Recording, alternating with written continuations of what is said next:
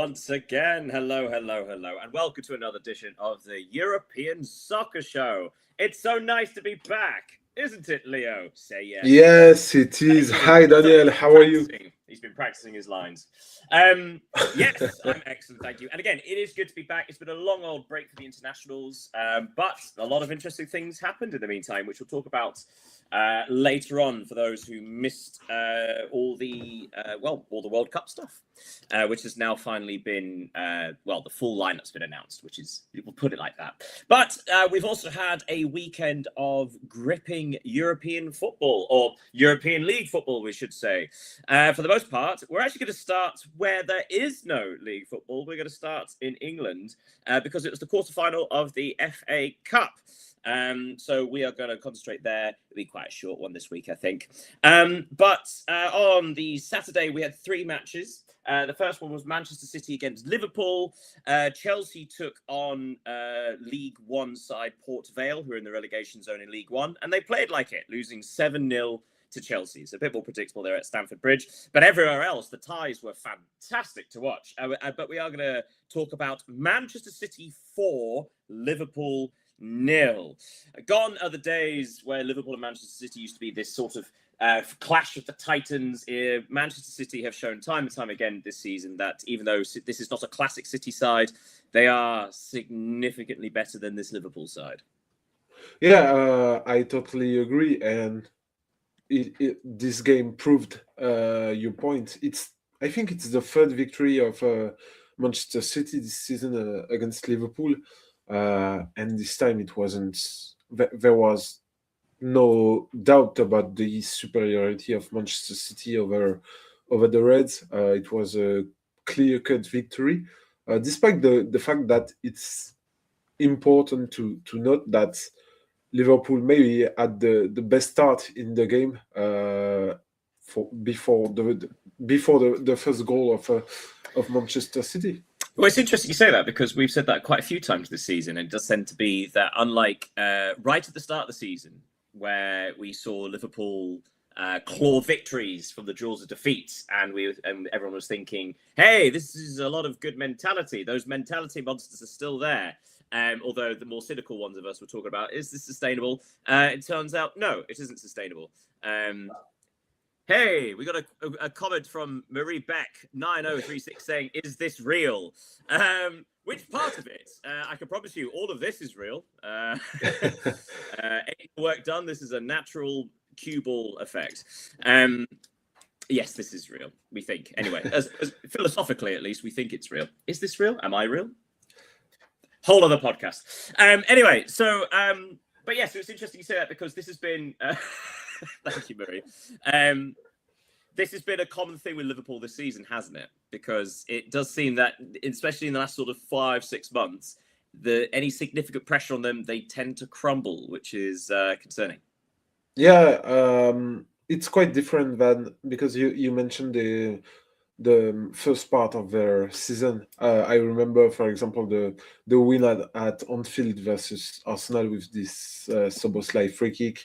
And the mentality we praised at the time.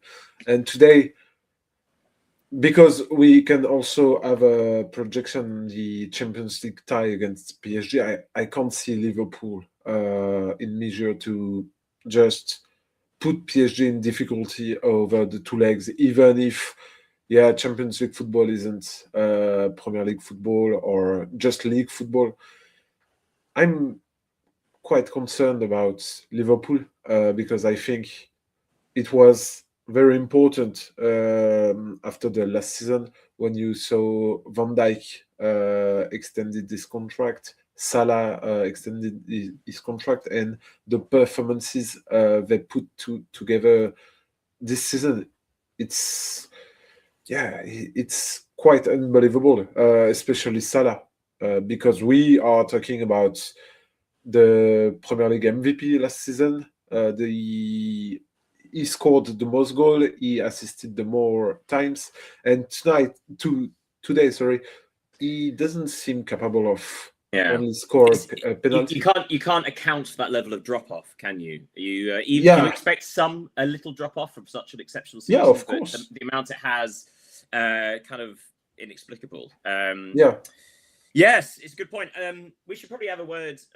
Manchester City with 3 goals for Haaland, Erling Haaland getting a hat-trick and an FA Cup quarter-final, and the other one going to Antoine Semenyo. What was so good about Manchester City? Was it perhaps that they managed to get Ryan Cherki in a more influential role up the field? Yeah, I think. And I think we also get Haaland back because, of course, we had debates, and everyone had debates about maybe the Norwegian has dropped his performances over the last few months because he was injured, then he didn't score and everything. And against Liverpool, I found it, and I found it also against Arsenal before the international break. He moves like he used to do, and of course, when you have players like Cherki, when you have players like Semenyo, Doku, some I wouldn't say uh, not Guardiola type players, but because of course Guardiola when he was at Barcelona had Lionel Messi, had Pedro, and these kinds of player. But Haaland today seems to be um, not revitalized, but is it like with Cherki, he has some connection, of course, and with all the players around him, and he has a real number 10. I think it's is. Well, it goes back to something we spoke about before with Erling Haaland. If you feed him, he will feast. You know, Of course. He won't create things for himself necessarily, but if you have enough creative players around him, then nature will take its course, kind of effect. Yeah, he's a cold killer. Yeah. As impressive as Manchester City were, we should probably say Liverpool obviously not great. What was the one positive for you from Liverpool? The defense. You get well, ironic considering it was 4-0. You messaged me saying that Florian Wirtz was actually having quite an influence. Yeah. Sorry, I mentioned Florian Wirtz in off because I really found his start to the game interesting, especially his link up with Hugo Ekitike. We have seen it during some times this season. I think he needed, of course, a season to adapt to Premier League football because it's quite different than Bundesliga. He's a young player, and since a few weeks now, I think we see the kind of player he was when he was playing in Leverkusen. And I'm going to jump in there, and obviously now with Liverpool's exit from the FA Cup and their season potentially spiraling to a less than fruitful end. A lot of talk about Xabi Alonso still being available, and obviously he was the manager at Bayer Leverkusen when Florian Wirtz became one of the most sought after players in world football. So you can hear sort of the rumour mill going crazy there. But we need to move on quickly and talk about the shock of the round. So Arsenal coming off the back of their League Cup final defeats against Manchester City before the international break, followed up by losing another cup match. So they are now going from the quadruple. They've been knocked out of 2 competitions in 2 matches. Southampton 2, Arsenal 1. Northern Ireland's Shea Charles getting a late goal there on the south coast of England. So first of all, the atmosphere and the way that Southampton played was fantastic because they just absolutely inundated Arsenal with long balls, direct balls. It was a very windy day, and actually not much was made about the fact that Arsenal defenders just kept missing their headers. Southampton really stepped up, didn't they? And just put Arsenal under relentless pressure. Yeah, but if you remember the tie against Mansfield for Arsenal, it was almost the same scenario, but this time Southampton are a better team than Mansfield because they are, of course, playing in the Championship. I should also point out that since they changed manager, Southampton from Will Still, I think it was, they are now undefeated in 16 matches. So they are on this terrific run. Yeah, they were full of confidence before playing against Arsenal, and the fact that Arsenal are the Premier League leaders in the quarter-final of the Champions League, and the fact that they were beaten 2 weeks ago by Manchester City, I think everything was put together to make the fit, because it is a fit, even if Southampton are a professional team. As we said, they are in the battle to the playoff of the championship, but it's kind of a fit. And of course, the atmosphere at St Mary's. St Mary's, yeah, was exceptional, and they played like they should, because Arsenal, they made some defensive mistakes, as they did in the last weeks. In some games, we can remember against notably the Wolves in the Premier League. They had troubles. They had also problems individually, as some defensive performance weren't the best, with some player injured. So, in the space of a few weeks, as you said, Arsenal went from a possible 4 titles at the end of the season to only 2 now. So, in my opinion, it will now be the time for Mikel Arteta to speak to his players, because he knows that what they are experiencing. He was a player. He won some trophies, and it's now important for him to teach a team that has never won how to win. Actually, Yes. it's difficult. Well, after that result, Southampton will face Manchester City in the semi-final at Wembley. So all these teams will be playing at Wembley. Whereas Chelsea will be taking on their first Premier League opponents in this year's competition, which is astonishing, considering it's the semi-final. And it'll be Leeds United, because on Sunday, Leeds United defeated West Ham United on penalties. Leeds actually had a 2-goal lead going into stoppage time of regulation time, and yet somehow West Ham managed to score 2 goals in the space of 3 minutes in stoppage time. They had another 2 goals disallowed in extra time.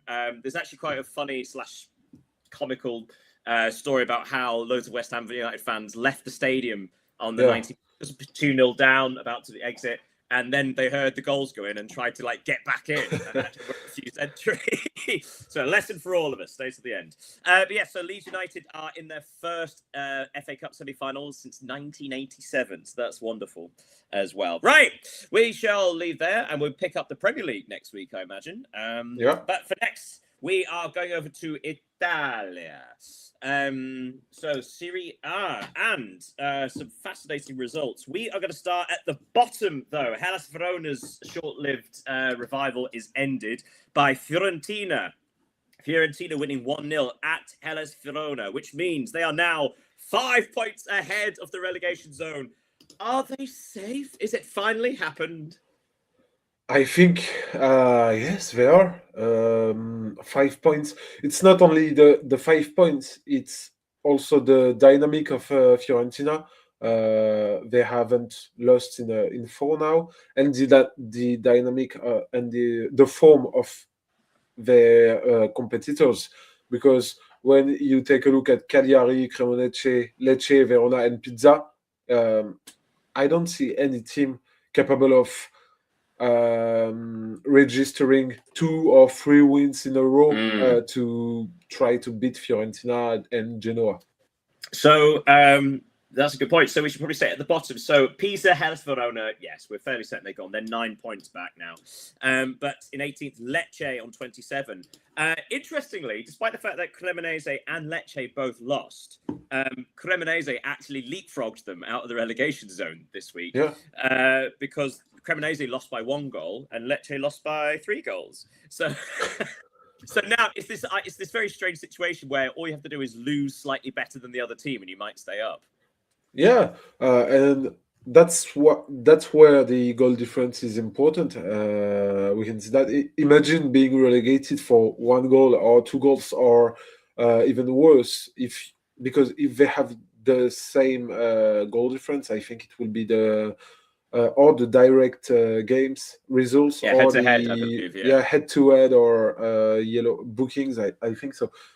It's pretty important for these teams with this thin gap between them to score, to try to not lose by too many goals. Yeah, as I mentioned, Cremonese lost at home 2-1 against Bologna, whereas Lecce lost at home 3-0 against Atalanta, who are suddenly really pushing for Europe, despite their terrible start to the season. Yes, actually, let's go back up to the table then. So after Atalanta's victory, they were trying to close the gap on teams like Roma, Juventus, Como, all fighting for that final Champions League spot.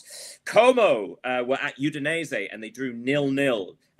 Missed opportunity there for Como. And meanwhile, Juventus defeated Genoa at home 2-0. Goals from Bremer and Weston McKennie in the opening 20 minutes. So Juve just 1 point behind Como in the fight for the European football. Is that the tide shifting, or was that just was that allowed from Como, because they've been so good in recent weeks? Yeah, I think it has been allowed by Como, but if you take a look at their games against Udinese this season, you can see that even if they won the first leg 1-0, it wasn't an easy victory. So it's only a part surprise to see Como fail to win at Udinese. And we should probably point out as well that at the start of the season, they weren't treated as a big club, whereas now they are. Of course. Other teams are really sitting back against them, despite the fact that they sort of like the new kids on the block, so to speak. Yeah, low block with of course. And now the race to the Champions League is totally on, because there are only 5 points between Como, who are fourth, and Atalanta, who are seventh, and it's a missed opportunity for Como, especially given the result of Napoli and Milan. Because we haven't said that. We haven't said that yet. We haven't. Spoilers. Sorry. It was right. Well, you may be wondering why we haven't mentioned Roma in this discussion. Because Roma on Sunday went to Internazionale and they lost 5-2. Astonishing match. Inter actually scored in the first minute to really set the tone through Lautaro Martinez before Mancini equalised. Çalhanoğlu regained the lead for Inter just before half-time. CD Money 6-7 says 6-7. That's a quite 2025 sort of thing, if you don't mind me saying. But yes, in the second half, Inter, in the space of 15 minutes, managed to thrash 3 goals through. Another one by Martinez, Marcus Thuram, Nico Baela, before a late Roma consolation. Was this a case of Roma capitulating? Because before the international break, Inter were... we were worried because they'd got a few games without winning. Suddenly, the title race looked like it was opening up again. But this was what a performance from Inter. Yeah, I think it's we can call it a statement by Inter, because last time we had the show, we talked about the fact that first they drawn 2 games and lose 1. They weren't able to score goals, and now they get Lautaro Martinez back, and he scored a brace against Roma. Roma, we can recall, they were before this day the second best defense in Serie A. So scoring 5 against them is not something very usual, if I can say that. And I think it's a very important victory for them, because if they had lost this one, they would be only 4 points ahead of Napoli. Yes, absolutely. And the ghosts of last season could have come back because they have lost everything. So I just saw the comment from Sid Money. Have you ever heard of a New York City Football Club? Yes, we have. Actually, I believe it's part of the City Football Group. And although not affiliated with the 120 odd Chargers. Yes. So actually you mentioned there that Napoli are now in second place after defeating AC Milan 1-0 with Politano getting the only goal in that game. So now Napoli are in second place. I think that's is that 8 matches remaining, 7 points. This isn't. This is almost certainly not really a title race, but it's fascinating that Napoli are ending the season so strongly. Of course, it wasn't a really good match between Napoli and Milan because there were a lot at stakes between the second and the third. But for the team losing, Massimiliano Allegri told that after the game, the title is now off for Milan because, of course, with 9 points now behind Inter, it's impossible with only 7 games to win to get back to Inter. So Napoli, they have a little chance, but when you take a look at the schedules of Inter, it seems pretty difficult. So I'm getting distracted by CD Monies. First of all, him just saying Lautaro Martinez. I mean, it's a good comment. He's an astonishing footballer. It does make me think, like the fact that he's so iconic, possibly because he stayed at Inter for so long, despite being linked with. But also the fact CD Money says, my dad works for New York City FC. He's the goal. So Todd's your dad. Your dad's Todd, is he? Todd Donovan, is it? Oh my goodness. Did I check that online? Of course I did. The magic of production. Right, we are going to park there, but the last of the results to take you from Serie A. Sassuolo defeated Cagliari 2-1. Lazio and Parma shared a 1-1 draw, and Pisa lost at home because that's what they do. 1-0 against Torino. Right, okay, we are going to go off to the Bundesliga, and my goodness me, there were goals galore. And we're going to start with the very first one on Once Saturday. again, because it is Bundesliga. Yes. Bayer Leverkusen 6, Wolfsburg 3. Astonishing result. Now, for those of you who've not seen, Wolfsburg, despite being the sizable club that it is, and they're probably expecting a mid-table finish, maybe even like trying to scratch into Europe, they find themselves in the relegation zone and are now 4 points adrift of just the relegation playoff. They made a good effort of it. They were 3-1 up against Leverkusen, but Leverkusen came out in the second half and absolutely destroyed them. Yeah, it was a fun match to watch, though. Yeah, it was because of first the 9 goals. Of course, when you go to the stadium, you want to see goals, and this one was a perfect example. As you said, it was kind of a mad first half between Leverkusen and Wolfsburg. They traded blows, and Wolfsburg were leading at the break, but then they totally fall off after the equalizer, and it was unfortunately over for them. And it's a really, really bad result in the view of the playoffs, because they are now 4 points behind St. Pauli. So, quick question from CD Money asking, "What's your favourite football club?" For those, so yeah, if you don't know, Leo, your team is Lyon. Yes, I'm a Olympique Lyonnais fan because it's the closest to his name. Yeah. For the same reason, I was going to say, I can't think of a name with Dan in the front.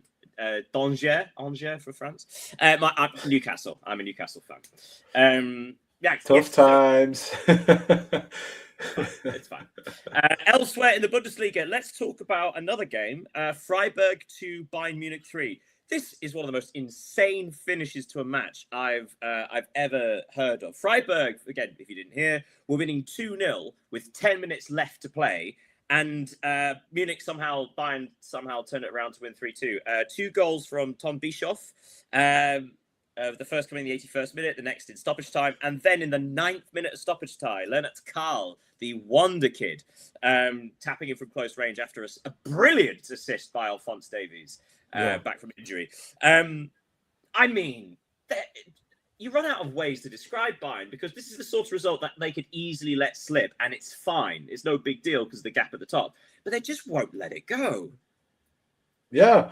And moreover, I think it's the kind of victory at the edge of the final sprint of the season, because they practically won the Bundesliga title. We can say that, especially after this victory, they are 9 point clear of Dortmund. But they will play now in the Champions League, and they can only focus on the Champions League because, of course, they will play Real Madrid in the quarterfinals. Then they could play. Is it PSG in the semifinals? I think Paris Saint-Germain is Arsenal Sporting side, I think. Yeah, you're certainly right. They could play Barcelona or Atletico Madrid, Oof. and then they could play Arsenal or PSG or Liverpool or Sporting. But if we should also say that this favorites, is without Harry Kane. Harry Kane picked up a slight injury before the international break, didn't play for England during that time. But despite missing the international break, he's still the top goal scorer around Europe. yeah. Yeah, there's a lot of talk currently about what, as we're getting into the business end of the season, there's a lot of talk about, as for some reason there always is, about next year's Ballon d'Or winners and who should be shortlisted and so on. And it's hard to look past the usual suspects in Kylian Mbappe, Vinicius Junior, Harry Kane, Lamine Yamal. I suppose the question is, with this summer coming up, do you think to stand any chance you need to win either the Champions League or the World Cup to be considered? Because it does seem to be, although it does seem to be that you need to win something in order to win the Ballon d'Or these years. Yeah, but remember in 2018 when Rafael Varane won it all with the World Cup, the Champions League, the Liga, Copa del Rey, and everything, he didn't win Was it Luka Modric that year? Yeah, yeah. He didn't win the Ballon d'Or, so. Of course, winning a Champions League and or a World Cup will help, and especially since this year, I think it's all forwards going favorite for the title, and historically the Ballon d'Or is easier to win for forwards because of the highlights, the images than for a defender, a goalkeeper, even a midfielder. Rodri won it in, was it 2023? Was it 24? 2020. Yeah, I'm sure you're right. But yeah, it does tend to be forwards, doesn't it? What was the last defender to win the Ballon d'Or? This has gone a completely off topic from the Bundesliga. Apologies. Es tut mir leid, Bundesliga fans. The last defender was Fabio Cannavaro, wasn't it? In 2006? Yeah. When he won the World Cup. It's an interesting thought. Anyway, let's back to the Bundesliga.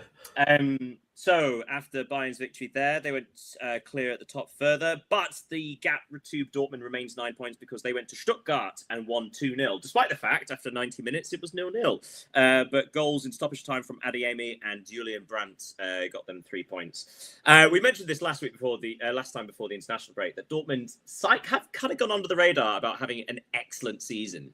In any other year, I think we'd be like lauding them with plaudits, I guess. Lauding and plaudits, I think. Your English is better than mine. But they have, especially in the second half of the season, they've really found this groove. They really have found a way to play that suits them, and they're ending the season strongly. Yeah, they have only lost 2 games this season, which is remarkable, of course. The difference is that they didn't go further in the Champions League, but still, the only thing that prevents them to actually compete with Bayern Munich is the number of draws they have conceded this season. But their season is truly remarkable, and as we said 2 weeks ago during the show.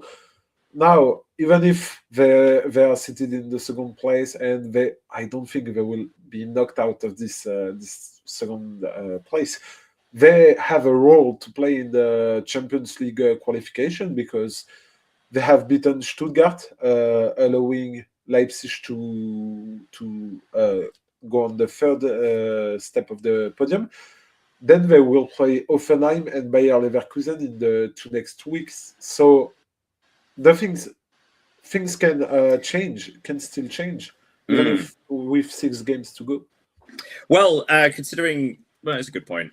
Looking at the Champions League places now, RB Leipzig went to Werder Bremen, who have recovered in recent weeks, but Leipzig did win 2-1 in Bremen. They are now third on 53 points, and they are ahead of Stuttgart in fourth on goal difference, who are 3 points ahead of Hoffenheim in fifth, and they lost at home to Mainz 2-1 with goals. Mainz, their goal scorer was Tietz. So, and he scored a pair. So there you go, a pair for Tietz. Yeah, with Brest. Oh my goodness. Anyway, sorry. That's the name of the replay on YouTube. Yeah. Dear me. Anyway, but first of all, a quick word on Mainz, who were they bottom? Like 7-8 weeks ago, something bad like that. They were on that or 17th, but they are now 4 points behind the last European spot. It's like their turnaround is astonishing. The last 6 games, they're undefeated in 7. They've got 4 victories from those 7. And they are 4 points behind Freiburg, who occupy 8th place, which may be enough for a Conference League qualifier. So even though Hoffenheim lost at home, which is a disappointing turnaround because Hoffenheim, until recently, obviously were in and among the Champions League places there. So 1 victory in 5 for them. They've lost that momentum, but also you kind of have to give credit to Mainz because they are the momentum team outside of the top 2. Yeah, you're right. And just to have a word on Hoffenheim, they weren't meant to play for Champions League football, so they overperformed this season. Their mercato last summer was very interesting with a lot of bets on new players, and it proved, in my opinion, on an external point of view, their season is already a win because they are 4th. They are likely to qualify for the Champions League, which wasn't expected. So great season by Hoffenheim. They're 5th currently, so they are out. 5th, sorry, yeah. They are so they are 3 points behind Champions League qualification, but they are more likely to get into Europe. It looks. But if Bayern are to win the Champions League, does it change something for the Bundesliga? No. The 5th is only through the coefficients. Currently, the top 2 coefficients are England and Spain. So, speaking of which, we'll go on to La Liga shortly and talk about their 5th place situation.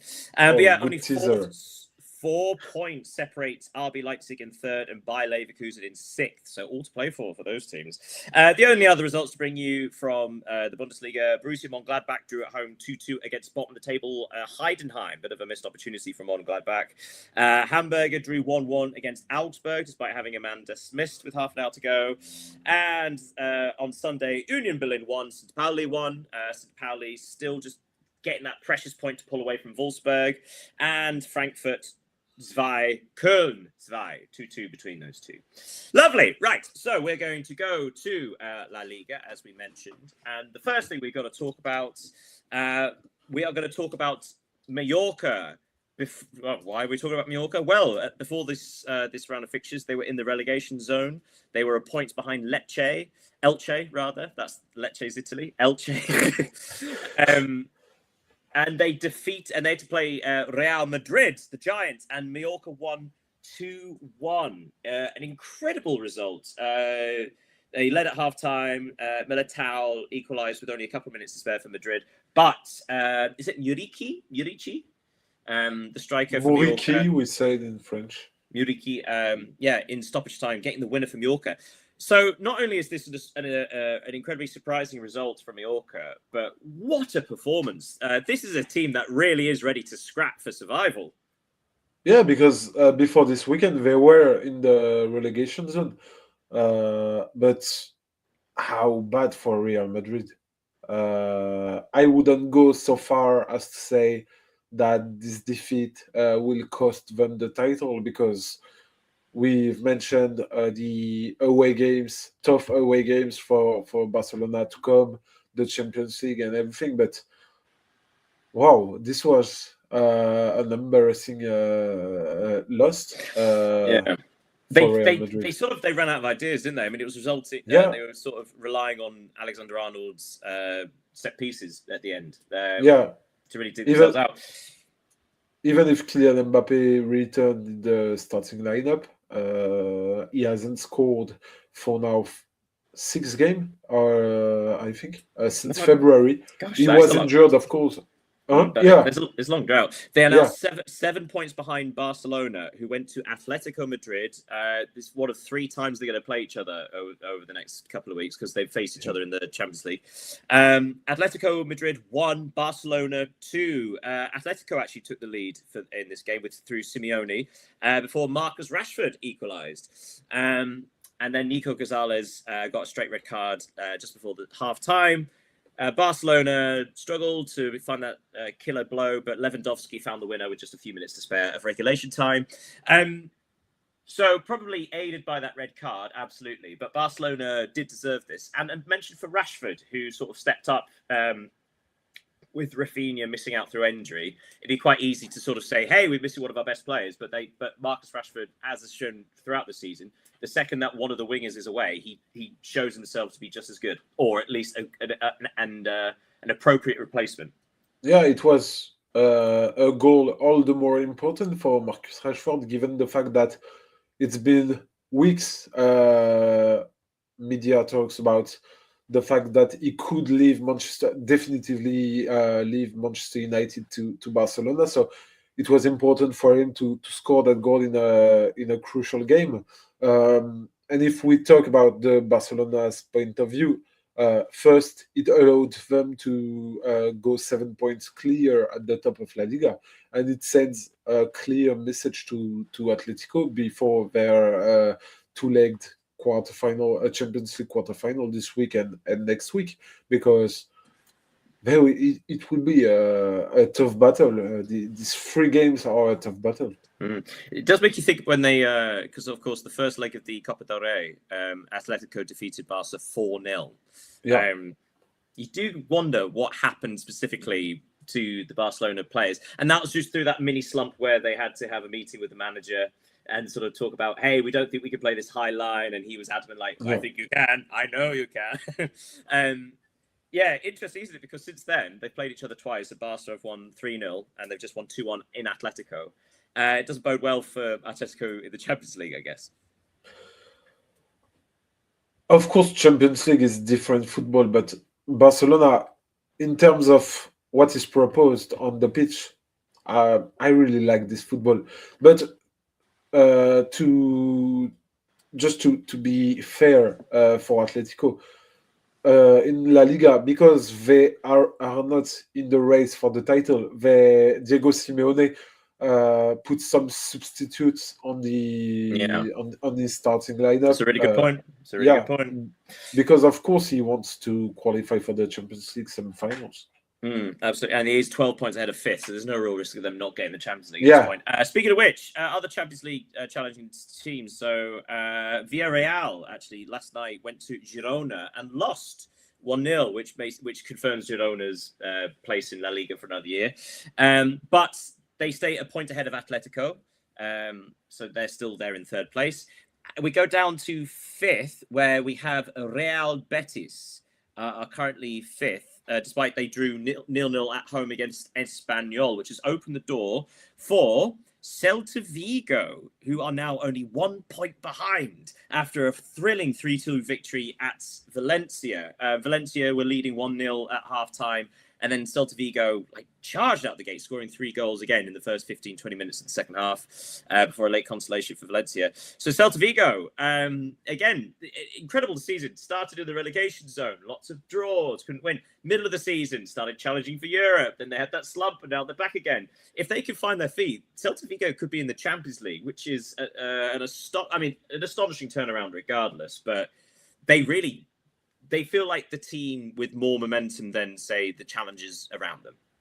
Yeah, but I think the key for Celta Vigo to qualify for the Champions League will be to be better at home, because it's funny to note that when they play home, they are 17th in La Liga, and when they play away, they are 3rd. So there is a big contrast, and for a team that's ambitions to go to the Champions League, they desperately need to win at home. And for Real Betis, who haven't won a single game since 15th of February, it's also strange to see them still fifth, leading this group of four Champions League contenders. It's quite strange when you compare to say in the Premier League, where there are like Chelsea, Liverpool, Aston Villa, Manchester United all fighting for those Champions League places, whereas the top four in Spain are so far ahead that they're sort of secure, and then we're sort of getting it. Well, it's a scrap for like the extra thing. So you've got Real Betis on 45, Celta Vigo on 44, and beneath them you've got Real Sociedad on 41, who defeated Levante 2-0 this week.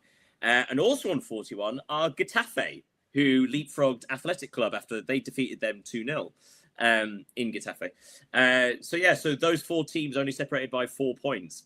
And apart from Betis, you wouldn't expect any of the others to really be challenging for Champions League football. No.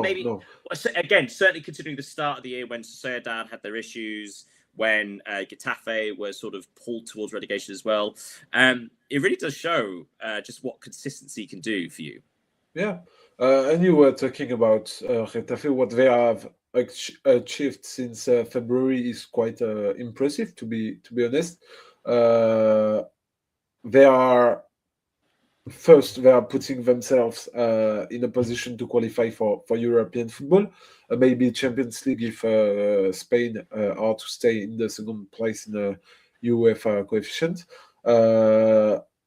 And they, in this run, they have beaten all of their rivals. They have beaten Athletic Club, they have beaten Espanyol, Real Betis, they drawn with Celta. So it shows that they have what it takes to compete with these teams.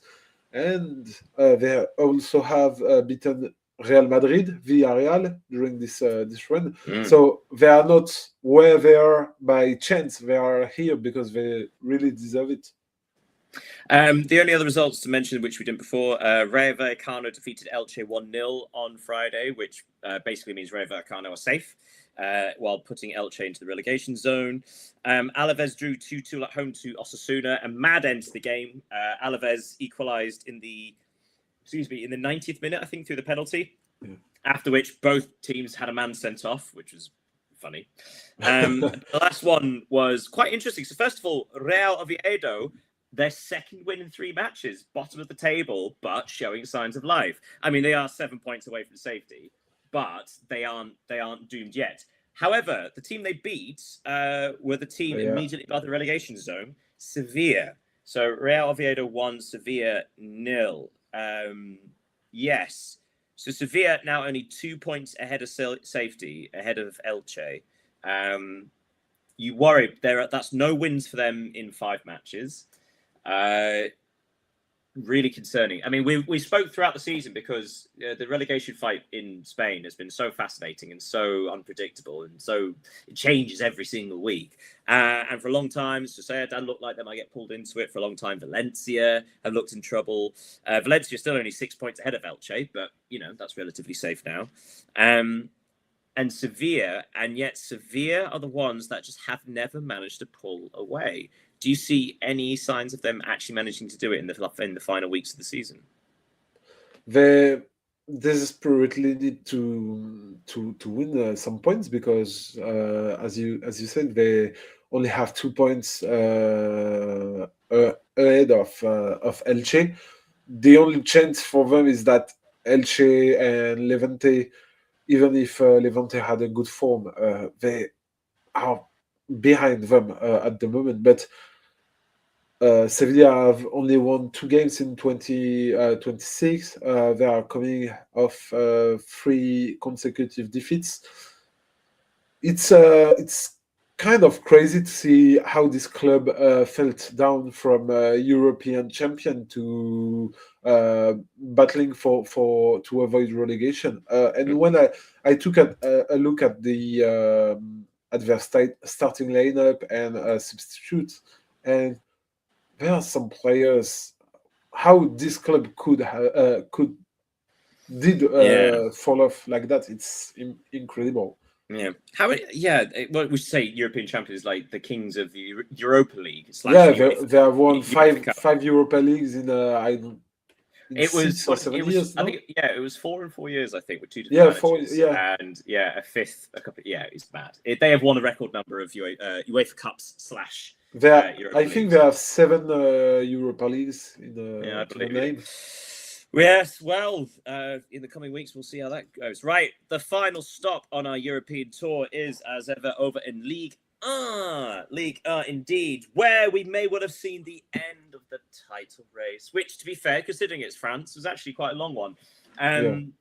So on Friday, Paris Saint-Germain defeated Toulouse 3-1 with a couple of goals from Dembele and a late one from Gonzalo Ramos, who I always forget plays for them.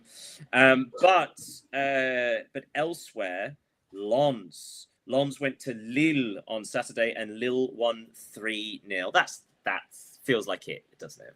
Yeah. Before the game, we also say Paris Saint-Germain are now 4 points ahead of Lens with the game in hand. So yeah, it's not done, but also there is now a gap. and with a game in the end against Nantes, who were 17th, so they're practically relegated. So yeah, for Lens, even if they had win this game against Lille, which was just to recall a derby in France, it would have been difficult, to be honest, because 4 points against Paris Saint-Germain plus goal difference. Yeah. It's always difficult. We should also say that Lens, considering we're in April now, this is their worst performance of the season, which in a derby isn't great, but also we should say this is how long it's been in the season before there was a genuinely bad performance from Lens. Yeah. They sometimes had difficult games, but they are like similar to Arsenal. Sometimes they scored on free kick. At the moment of the season, they were the best teams on free kick, corners, and everything. So they were like an Arsenal-like, but in French. And now it's the title race is obviously over, in my opinion. I think they have secured the Champions League football. I would agree with that. So we should say that 4 points behind Paris Saint-Germain, but they are 9 points ahead of third place, which is now Lille, we should say. You might be asking, why are Lille third? Well, my dear friends and listeners and watchers and viewers and other spooky people following us on social media and in the streets, that's because other interesting things happened. So Lille, that is their 5th victory in 6. They are now third. They leapfrog Lyon and Marseille because let's talk about Lyon first. My apologies. They went to Angers. Is it Angers? Yeah, Angers. Yeah. And they drew 0-0. So I've just written in my notes the word apologize. So because at the end of their 13 matches won in a row in all competitions, I tantalizingly said, hey, are they in that funny little title race? Are they an outside bet? Sort of playing it up. And since then, they've won 1 match. So next question. 1, is it my fault? But 2, why do you think they can't seem to get it going again? Because it's been very stodgy of late, hasn't it? Lyon, that is no wins in 7. Yeah. In 9, I think 9. If we take the Europa League football too. And of course, they got knocked out of both competitions as well. Yeah. So to answer your first question, yes, it's your fault. And the second one is that I think pas de problème.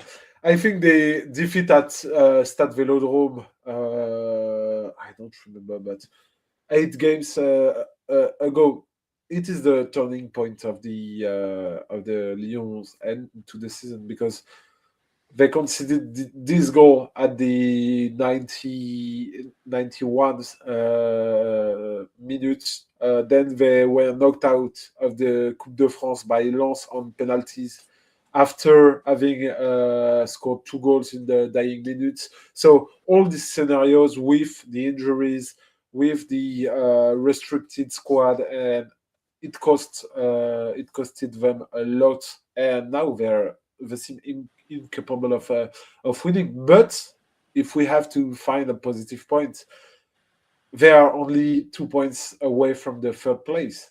Absolutely. This is the only positive. And we should also say another reason why Lille are third is not only because of the Lyon's result, it's because of Marseille and Monaco. Yeah. So the last match of the weekend, Monaco against Marseille. Monaco, who came into the game in incredible form, and Marseille stumbling of late. Monaco 2, Marseille 1, which means that in third place is Lille, in seventh is Rennes, who we'll talk about shortly. Yeah. And there are only 3 points separating 4 teams for that last guaranteed Champions League spot. So now fourth place are Marseille on 49, but Monaco are behind on goal difference only. They're fifth on 49, 1 point ahead of Lyon. So it's, incredible turnaround for Monaco. I actually wrote this down. So that's their 7th victory in a row in the league, I believe. In those 7 matches, obviously they've won 21 points, and Lyon have won 3, all of which were draws. That kind of highlights just how momentous this shift is from Monaco, right? And obviously we should say as well, Marseille have lost their 2 matches as well. They're the 4th stumbling. So Monaco, despite, again, having an awful season, are now 1 point away from Champions League football. And it has to be said, Lille and Monaco and Rennes are the teams that have momentum, and Marseille and Lyon are the ones that are really struggling to reclaim it. Yeah, and just take a look at the opponents Monaco have beaten in recent weeks. So they have beaten Marseille, Lyon, they have beaten Paris Saint-Germain. They have beaten all these big names in France. So they really, since Pocognoli's arrival and the draw against Juventus in the Champions League, they have increased their level, and they are now the most informed team in the league. Even if they are not that good, but they have key players, key moments. I don't know if you saw the Folarin Balogun's goal against Marseille. Incredible goal. They are likely to finish in the top 4, and I think they will even finish third. So yeah, they have a great second part of the season. It's kind of mad to think that up to, say, 6 weeks ago, if someone told you that Marseille and Lyon might not be in the Champions League, you'd laugh at them. That was the significance of the gap between them and all the other teams in 5th, 6th. But just, the turnover. And we should include Rennes in that as well, because that's they went to Brest this weekend and won 4-3. A fantastic match. Yeah. Which means Rennes are now on 47 points, and again, within 1 victory of third. Rennes, again, similarly, Rennes, and apart from like 2 or 3 weeks in between, since the start of the year, their form has been fantastic as well. And a lot of credit should go to Rennes and Monaco and Lille for not giving this up, because they've made this not only exciting, but also they've really shaken up the status quo in French football this year. Monaco, I should say. Yeah, because the thing is that behind PSG, all the teams are quite the same level. So it makes the league very interesting in terms of different battles for the relegation to stay and for the European spots. And Rennes, for example, they have changed their manager after Habib Bey's dismissal. They have taken Franck Hez, who was in Lens and in Nice a few years ago. They have a striker, Esteban Le Paul, who is now on the verge of being named the Golden Boot of Ligue 1. So they seized the opportunities to play for Champions League football next season, and it will be a really disputed battle till the end. It will be very interesting. Some other results to tell you about in League. Strasbourg defeated Nice 3-1. So Strasbourg, of course, it's more about keeping the momentum because they're still in two separate cup competitions, not likely to qualify for Europe through the league, but they are still keeping good form. Whereas but Nice, watch out for this end of the season. It's going to be very fun. Whereas Nice are now only 4 points ahead of the relegation playoff spot after Auxerre went to Le Havre and drew 1-1. Lorient drew with Paris FC 1-1, and Metz and Nantes, the two bottom clubs, faced each other, desperate for points. They drew 0-0, which is entirely pointless. Although, ironically, not. Okay, so we should end our little European tour there and go on to things we may have missed to wrap up the show along with Trivial Trivia. So what might we have missed this week, Leo? The first is that PSV in the Netherlands have been crowned champion for the third time in a row. I forgot to check. I knew it was a big gap, but that is early for a champion. Yeah. 5 match days are remaining in the league. So yeah, cheers to PSV. Congratulations to them. Speaking of which, we go from Ligue 1 to Ligue 1. So the third tier of English football, we have our first promotion of the season. Lincoln City have been crowned champions of Ligue 1. So they'll be playing in the second tier of English football for the first time since 1961. Which is kind of brilliant. So a 65-year gap. So that's brilliantly done. Anything else from you? Yeah, we are going from Ligue 1 to Ligue 1. No, it's a joke.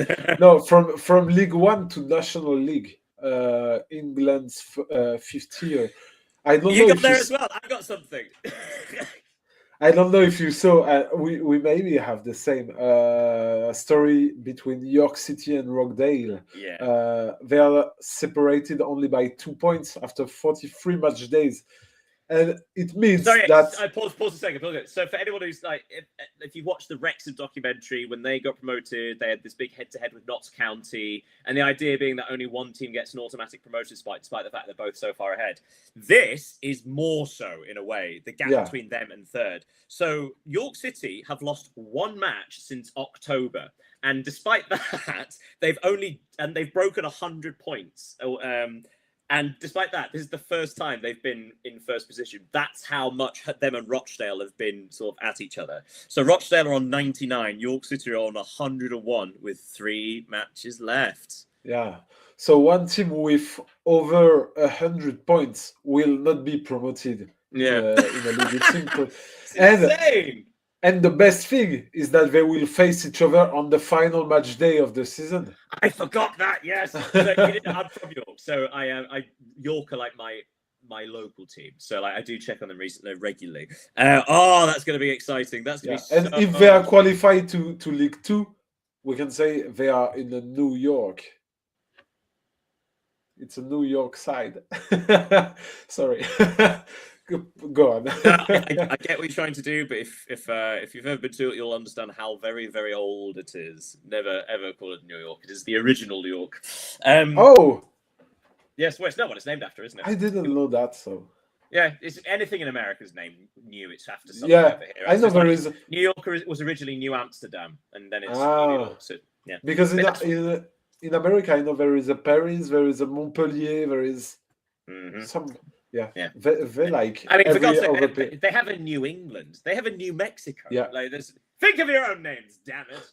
New Orleans. Orleans is anyway, sorry. Before just rather than just like roasting the states. Anything else we might miss? In Scotland, the title race with 1 match left of the regular season. There's a little cutoff. There's only 3 points between Hearts, Rangers, and Celtic, first, second, and third. There's 1 match left, and then what happens is the league is split to 2, and then the top 6 play each other, the bottom 6 play each other. Yeah. So there are 6 matches left, but if Hearts could stay ahead on the change, that means, well, they all play each other still, which is very exciting. I'm so against this playoffs thing. It's not playoffs, like I said, the league split, so it's like a relegation and anyway.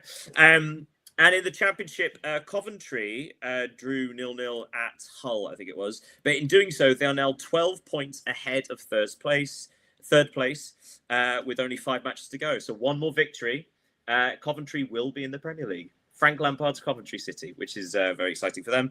Anything else we might have missed? No, we have said No. it all. In that case, just to round off, in case you guys missed it, the final lineup for the World Cup, we had the playoffs during the international break. The biggest news is that, in case you didn't hear it, is that 4 times champions Italy are not going to be there for the 3rd competition in a row. They went to Bosnia and Herzegovina, drew 1-1 despite having a man sent off, but then lost on penalties. So Italy will not be at the World Cup for the 3rd World Cup in a row, which means that the last knockout match that Italy won in the World Cup was against France. The World Cup final. Yeah. In 2006, that was the last time Italy won a World Cup knockout match. Yeah, that's on the World crazy. Cup. Elsewhere, the other big shock was that Denmark also aren't going to be there, who are ranked 20th in the world. They went to Czechia. They drew 2-2, and Czechia won on penalties, 3-1. Turkey are going at the expense of Kosovo. They won 1-0. And Sweden, Graham Potter's Sweden defeated Poland 3-2 with Viktor Gyökeres getting a last-minute winner. That was a great match as well. Yeah. So they're off. Elsewhere in the international playoffs that happened in Mexico, Democratic Republic of Congo defeated Jamaica 1-0, so they'll be going through. A goal from Burnley's Axel Tuanzebe. And Iraq will be there after defeating Bolivia 2-1. So those are the final participants in the World Cup. Right. Okay. So trivial trivia. That's your time. That is my time. Although I did just ask it because it was the Italy question for me, to be honest. But that's it. That's all the time we have for this week. But yeah, what a way to get back. We'll see you guys next week, where we'll have actually the Premier League to talk about. That'll be nice. We might even mention some of the Champions League ongoing, see if anything interesting happened.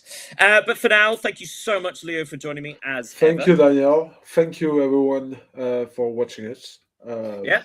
Anybody, if they want to contact us, feel free to via legal means. There is X, there's the YouTube. Feel free to follow and watch us there, send a message. And if ever you want to watch us again live on the live stream, you can comment as these guys did down here, and we will endeavor to reply so long as it's appropriate or funny. Until next time, thank you so much. Have a great week, everybody. Look after yourselves. Have a great week, everybody.